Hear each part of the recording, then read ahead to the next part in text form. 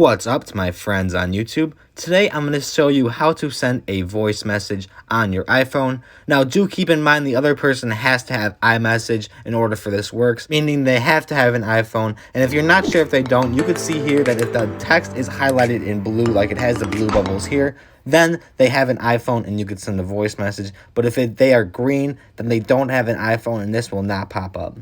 So basically, you're going to send a text like normal. Just click on the text message button, and then parallel to the text message box there to the right, there's going to be like some little squiggly lines in the gray circle. You're going to click on that, and it's going to show you, it's going to basically tell you that you have to hold down for a voice message.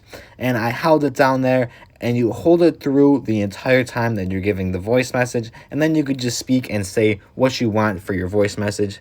And then right on top of that button that you were just holding there is going to be the text message button with the arrow in the center of that. Once your voice message is ready, you're just going to click on that. Now obviously I'm not going to send it because I was just recording for the purposes of this video, but now you know, you just click on that to send it, and the other person will be able to listen to your voice message just like a normal text it will send, but you listen instead of read.